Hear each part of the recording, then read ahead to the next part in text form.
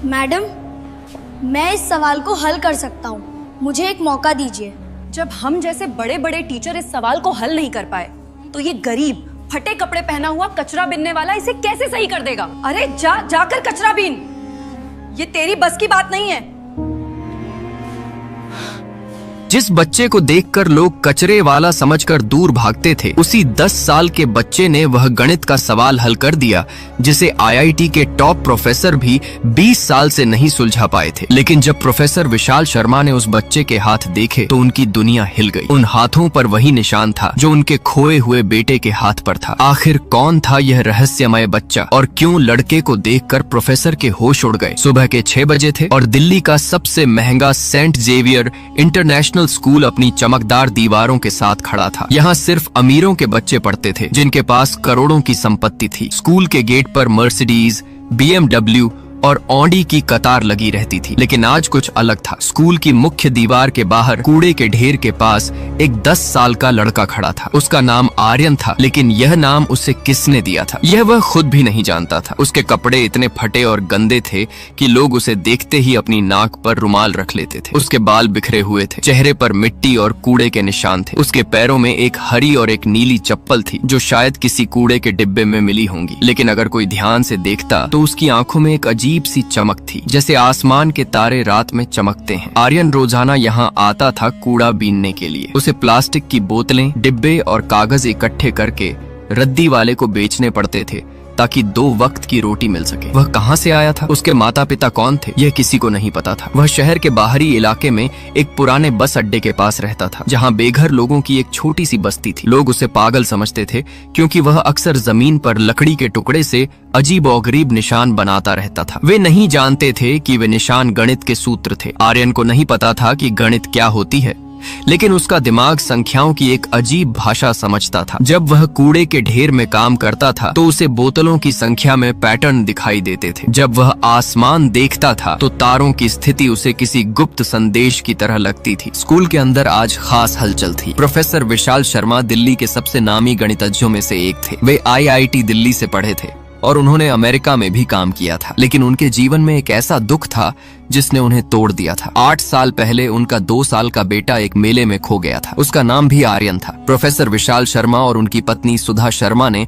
हर जगह तलाश किया था। पुलिस, मीडिया, प्राइवेट जासूस सबकी मदद ली थी, लेकिन आर्यन का कोई निशान नहीं मिला था। इस दुख ने प्रोफेसर को इतना कठोर बना दिया था कि वे अब बच्चों से प्यार से बात भी नहीं करते थे। वे सिर्फ गणित में खुद को डुबो देते थे और दिन रात कठिन सवालों को हल करने में लगे रहते थे। आज प्रोफेसर विशाल शर्मा एक खास चुनौती लेकर आए थे। वह एक ऐसा सवाल था जिसे वे पिछले 20 साल से हल करने की कोशिश कर रहे थे। यह सवाल फर्मेट के अंतिम प्रमेय और क्वांटम गणित के सिद्धांतों को जोड़ता था। इसे अंतरराष्ट्रीय गणित समुदाय में शर्मा का असंभव समीकरण के नाम से जाना जाता था। प्रोफेसर विशाल शर्मा ने इस सवाल पर अपनी पूरी जवानी लगा दी थी, लेकिन अभी तक वे इसका समाधान नहीं निकाल पाए थे। आज वे इस सवाल को अपने सबसे होनहार छात्रों के सामने रखने जा रहे थे, न कि उम्मीद में कि कोई इसे हल कर देगा, बल्कि इसलिए ताकि बच्चे समझ सकें कि गणित कितनी गहरी और रहस्यमय है। कक्षा में सन्नाटा था। सभी बच्चे जानते थे कि जब प्रोफेसर विशाल शर्मा इतने गंभीर मूड में आते हैं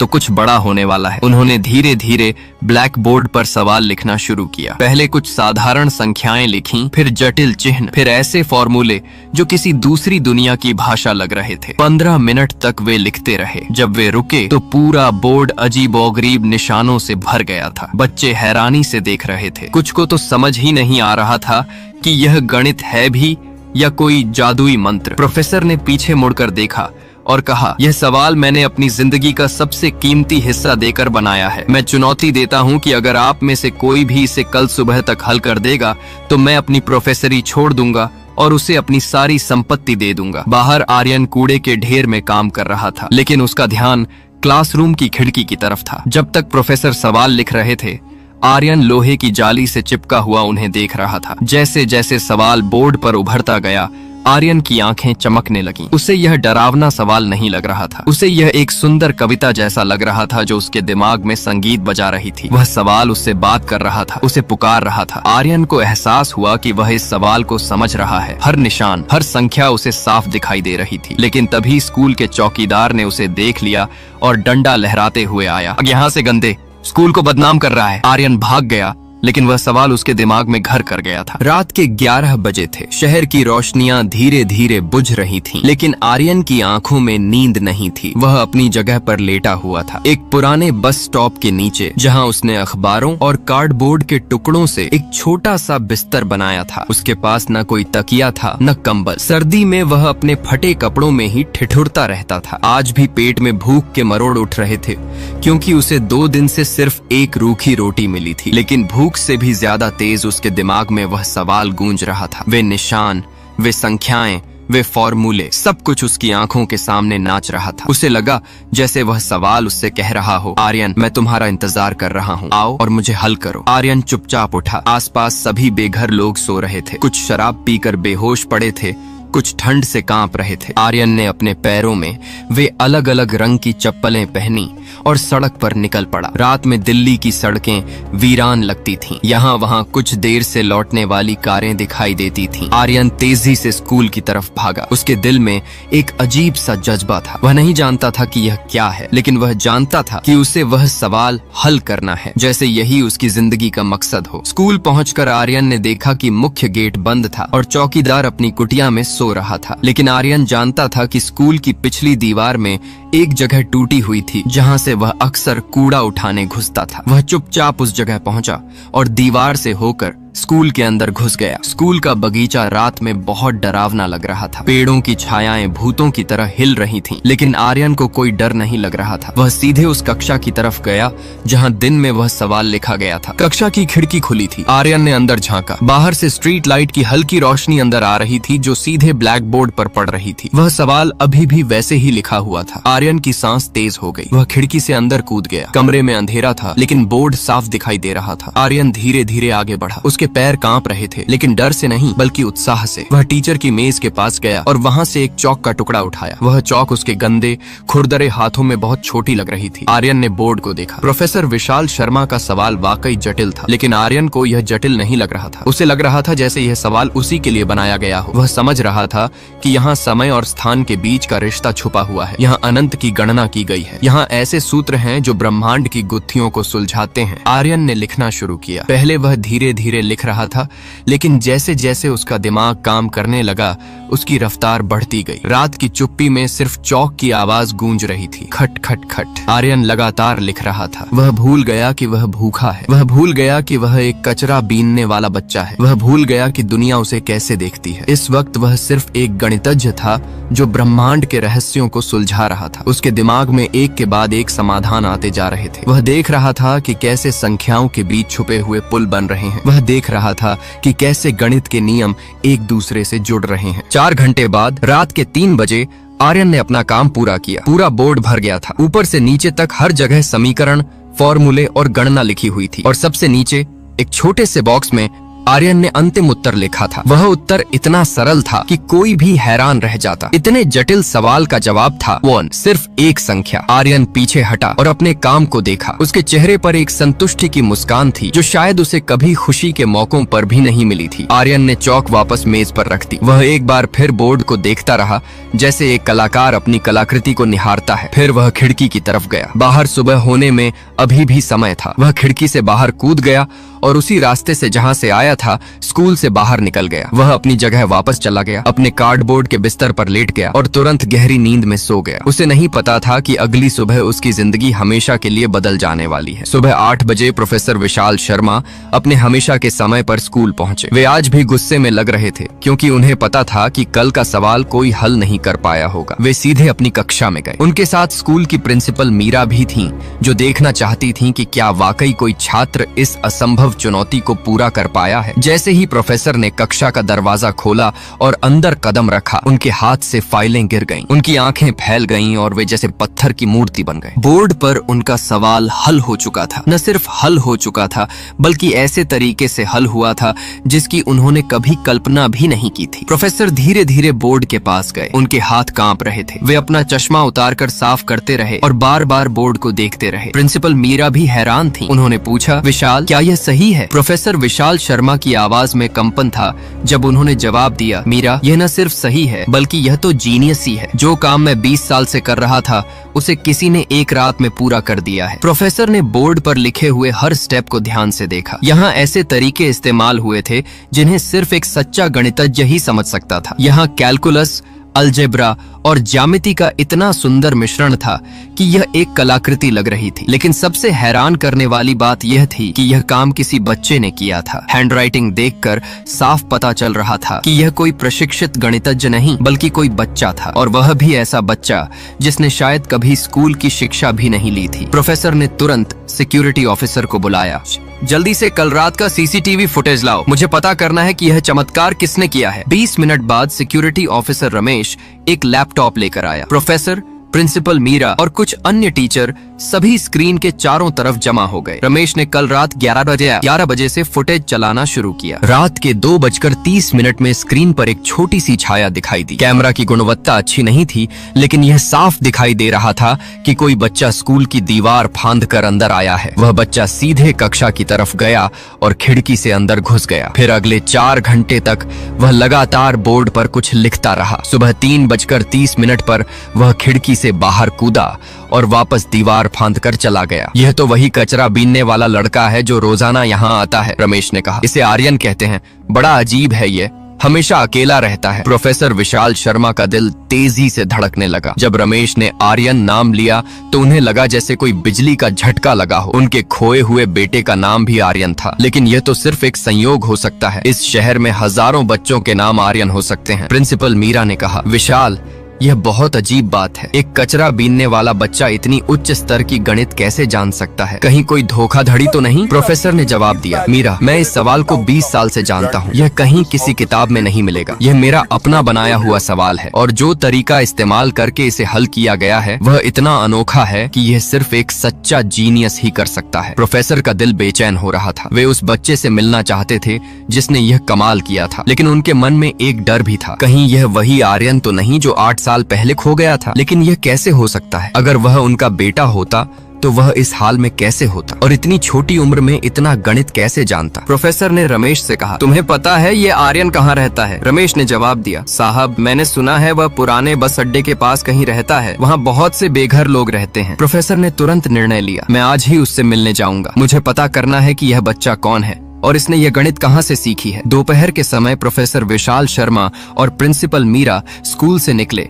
और सीधे पुराने बस अड्डे की तरफ गए। वह जगह शहर के सबसे गरीब इलाकों में से एक थी। यहाँ गंदगी, बदबू और गरीबी का राज था। फटी हुई झुग्गियां, गंदे नाले और कूड़े के ढेर हर तरफ दिखाई दे रहे थे। प्रोफेसर का दिल दुखी हो रहा था। अगर यह वाकई उनका बेटा है तो वह इन हालातों में कैसे जी रहा होगा? बस अड्डे के पास उन्होंने कुछ लोगों से पूछताछ की। एक बुजुर्ग आदमी ने बताया, हाँ, आर्यन यहीं कहीं रहता है। अजीब लड़का है, हमेशा अकेला रहता है, कभी किसी से बात नहीं करता। लोग कहते हैं वह पागल है क्योंकि वह हमेशा जमीन पर कुछ लिखता रहता है। प्रोफेसर का दिल और तेजी से धड़कने लगा। आखिरकार उन्हें आर्यन मिल गया। वह एक पुराने बस के नीचे बैठकर कुछ प्लास्टिक की बोतलें साफ कर रहा था। जब प्रोफेसर ने उसे देखा तो उनकी सांस रुक गई। यह बच्चा देखने में 10 साल का था, बिल्कुल उसी उम्र का जितना उनका खोया हुआ बेटा अब होना चाहिए था। लेकिन इस बच्चे की हालत बहुत खराब थी। कपड़े बहुत गंदे और फटे हुए थे, बाल बिखरे हुए थे और चेहरा धूल से भरा हुआ था। प्रोफेसर धीरे धीरे आर्यन के पास गए। आर्यन ने उन्हें देखा तो डर गया। उसे लगा शायद स्कूल में घुसने की वजह से उसे सजा मिलने वाली है। वह भागने की कोशिश करने लगा, लेकिन प्रोफेसर ने प्यार से कहा, आर्यन, डरो मत, मैं तुम्हें कोई नुकसान नहीं पहुंचाऊंगा, मैं सिर्फ तुमसे बात करना चाहता हूँ। आर्यन ने डरते डरते प्रोफेसर विशाल शर्मा की तरफ देखा। उसकी आंखों में भय था, लेकिन साथ ही एक अजीब सी पहचान भी थी, जैसे वह इन आंखों को कहीं देखा हो। प्रोफेसर ने धीरे से पूछा, बेटा, तुम्हारा नाम आर्यन है ना? आर्यन ने हिचकिचाते हुए सिर हिलाया। और तुमने कल रात स्कूल में जाकर बोर्ड पर गणित का सवाल हल किया था? आर्यन का डर और बढ़ गया। उसे लगा अब पक्का उसे पुलिस के हवाले कर दिया जाएगा। उसने कांपती आवाज में कहा, साहब, मैंने कुछ नहीं चुराया, मैंने बस उस सवाल को ठीक किया था, वह मुझे परेशान कर रहा था। प्रोफेसर का दिल पिघल गया। उन्होंने घुटने टेक कर आर्यन के बराबर बैठते हुए कहा, बेटा तुमने कुछ गलत नहीं किया है, उल्टे तुमने एक बहुत बड़ा काम किया है। मैं सिर्फ यह जानना चाहता हूँ कि तुमने यह गणित कहाँ से सीखी। आर्यन ने धीरे से जवाब दिया, साहब मैंने कहीं से नहीं सीखी, मुझे बस संख्याएं समझ आती हैं। जब मैं उस सवाल को देखा तो मुझे लगा जैसे वह मुझसे बात कर रहा हो। प्रोफेसर विशाल शर्मा को एहसास हो रहा था कि यह कोई साधारण बच्चा नहीं है, लेकिन उनके मन में अभी भी सबसे बड़ा सवाल यह था कि कहीं यह उनका खोया हुआ बेटा तो नहीं। उन्होंने हिम्मत करके पूछा, आर्यन तुम्हें अपने माता पिता के बारे में कुछ याद है? आर्यन ने सिर हिलाया, नहीं साहब मुझे कुछ याद नहीं है, मैं जब से होश संभाला है यहीं रह रहा हूँ। प्रोफेसर का दिल जोर से धड़कने लगा। उन्होंने कांपती आवाज में पूछा, आर्यन तुम्हारे हाथ पर कोई निशान है? आर्यन ने हैरानी से अपने हाथ देखे। उसके दाएं हाथ की हथेली पर एक छोटा सा जन्मजात तिल था जो एक तारे की शक्ल का था। प्रोफेसर जब उस निशान को देखा तो उनकी आंखों में आंसू आ गए। यही निशान उनके खोए हुए बेटे के हाथ पर भी था। प्रोफेसर ने कांपते हाथों से आर्यन का हाथ पकड़ा, उस तारे के निशान को छुआ। उनकी आवाज में कंपन थी, आर्यन यह निशान यह बिल्कुल वैसा ही है जैसा मेरे बेटे के हाथ पर था। आर्यन हैरानी से उनकी तरफ देखने लगा। आपका बेटा? प्रोफेसर की आंखों से आंसू बह रहे थे। हाँ मेरा बेटा भी आर्यन नाम था। वह 8 साल पहले खो गया था, तब वह सिर्फ 2 साल का था। आर्यन को कुछ समझ नहीं आ रहा था। वह सिर्फ यह देख रहा था कि यह बड़ा आदमी क्यों रो रहा है। प्रोफेसर ने अपने आंसू पोंछे और कहा, आर्यन मैं तुम्हें एक जगह ले चलना चाहता हूँ। वहाँ एक औरत है जो तुम्हें देखकर बहुत खुश होगी। आर्यन डर गया, साहब मैं कहीं नहीं जाऊंगा, मुझे यहीं रहना है। प्रोफेसर ने धैर्य से कहा, बेटा डरो मत, मैं तुम्हारा नुकसान नहीं करूंगा, मैं सिर्फ तुम्हें अपने घर खाना खिलाना चाहता हूँ। तुम कब से भूखे हो? आर्यन का पेट सच में खाली था। उसे 2 दिन से सिर्फ पानी मिला था, लेकिन वह अभी भी हिचक रहा था। प्रोफेसर ने कहा, चलो पहले तुम्हें खाना खिलाते हैं, फिर मैं तुम्हें वापस यहीं छोड़ दूंगा। आखिरकार आर्यन मान गया। प्रोफेसर आर्यन को अपनी कार में बिठाकर अपने घर ले गए। रास्ते में आर्यन बहुत चुप था। वह कार की खिड़की से बाहर देख रहा था। जब वे प्रोफेसर के घर पहुंचे तो आर्यन हैरान रह गया। यह एक बहुत बड़ा और सुंदर घर था। बगीचा, फूल, सुंदर दरवाजा, सब कुछ उसके लिए किसी सपने जैसा था। प्रोफेसर ने घर की घंटी बजाई। दरवाजा खुला तो सामने एक औरत खड़ी थी। यह सुधा शर्मा थी, प्रोफेसर की पत्नी। जब उन्होंने आर्यन को देखा तो वे जैसे पत्थर की हो गईं। उनका चेहरा सफेद पड़ गया और वे दरवाजे का सहारा लेकर खड़ी हो गईं। प्रोफेसर ने कहा, सुधा यह आर्यन है, वही बच्चा जिसने मेरे 20 साल पुराने सवाल को हल किया है। सुधा शर्मा धीरे धीरे आर्यन के पास आईं। उन्होंने उसका चेहरा ध्यान से देखा। आर्यन की आंखें, नाक, कान, सब कुछ उन्हें जाना पहचाना लग रहा था। उन्होंने कांपती आवाज में पूछा, विशाल ये कहीं वही तो नहीं? प्रोफेसर ने कहा, सुधा इसके हाथ पर वही तारे का निशान है। सुधा शर्मा ने आर्यन का हाथ देखा। जब उन्होंने उस निशान को देखा तो वे रोने लगी। आर्यन समझ नहीं पा रहा था कि यह सब क्या हो रहा है। उसने पूछा, आंटी आप क्यों रो रही हैं? सुधा शर्मा ने उसे गले लगा लिया। बेटा तुम मेरे बेटे जैसे लगते हो। आर्यन को यह गले लगना अजीब लगा, लेकिन अच्छा भी लगा। उसे किसी ने कभी इतने प्यार से गले नहीं लगाया था। सुधा शर्मा ने आर्यन को नहलाया, उसे नए कपड़े पहनाए और खाना खिलाया। जब आर्यन साफ सुथरा हुआ तो वह बिल्कुल किसी और ही बच्चे की तरह लग रहा था। सुधा शर्मा का दिल कह रहा था कि यही उनका खोया हुआ बेटा है, लेकिन उनका दिमाग कह रहा था कि यह कैसे हो सकता है। रात के समय जब आर्यन सो गया तो प्रोफेसर और सुधा शर्मा बात करने बैठे। सुधा ने कहा, विशाल मैं जानती हूँ यह पागलपन लगता है, लेकिन यह बच्चा हमारे आर्यन जैसा लगता है। प्रोफेसर ने जवाब दिया, सुधा मुझे भी यही लग रहा है, लेकिन अगर यह वाकई हमारा बेटा है तो वह इतने साल कहाँ था और इसे गणित का इतना ज्ञान कैसे है? अगले दिन प्रोफेसर ने डॉक्टर से संपर्क करके आर्यन का डीएनए टेस्ट कराने का फैसला किया, लेकिन उनके दिल में पहले से ही यकीन था कि यह उनका अपना बेटा है। वे आर्यन को वापस स्कूल भी ले गए और सभी टीचर्स के सामने उसे सम्मानित भी किया। 3 दिन बाद डीएनए टेस्ट के रिपोर्ट आए। प्रोफेसर विशाल शर्मा और सुधा शर्मा डॉक्टर के केबिन में बैठे थे। उनके दिल की धड़कनें तेज हो रही थीं। डॉक्टर ने रिपोर्ट खोली और मुस्कुराते हुए कहा, बधाई हो, यह 100% साबित हो गया कि आर्यन आपका अपना बेटा है। यह सुनते ही सुधा शर्मा खुशी से रो पड़ी और प्रोफेसर की आंखों में भी आंसू आ गए। 8 साल बाद उन्हें अपना खोया हुआ बेटा मिल गया था, लेकिन अब सबसे बड़ा सवाल यह था कि आर्यन इन 8 सालों में कहाँ था और उसने गणित कैसे सीखी। जब उन्होंने आर्यन से यह सब पूछा तो आर्यन ने बताया कि उसे अपना कुछ भी अतीत याद नहीं है। वह सिर्फ इतना जानता है कि वह हमेशा से उसी बस अड्डे के आसपास रहा है। कुछ बेघर लोगों ने उसकी देखभाल की है। जब वह छोटा था तो एक बुजुर्ग आदमी उसका ख्याल रखता था जो रद्दी का कारोबार करता था। उसी की दुकान पर पुरानी किताबें मिलती थीं जिन्हें आर्यन पढ़ता रहता था। प्रोफेसर ने उस बुजुर्ग आदमी से मिलने का फैसला किया। उसका नाम रामू काका था। रामू काका ने बताया, साहब यह लड़का 8 साल पहले बहुत बुरी हालत में मिला था। कोई इसे बस अड्डे पर छोड़ गया था। यह बहुत बीमार था और कुछ भी याद नहीं था। मैंने इसकी देखभाल की। यह बहुत अजीब बच्चा है, हमेशा किताबों में मुंह घुसाए रहता था। मैं तो पढ़ा लिखा नहीं हूँ, लेकिन यह किताबों को देखकर ही सब कुछ समझ जाता था। रामू काका ने यह भी बताया कि आर्यन में कुछ खास बात थी, वह बहुत जल्दी चीजें सीख जाता था। साहब यह लड़का जादूगर है। मैंने देखा है इसे कि यह हवा में उंगली से कुछ लिखता रहता है। मुझे लगता था यह पागल है, लेकिन अब पता चला कि यह तो जीनियस है। रामू काका की आंखों में आंसू थे जब वह बोला, साहब मैं खुश हूँ कि इसे अपना घर मिल गया।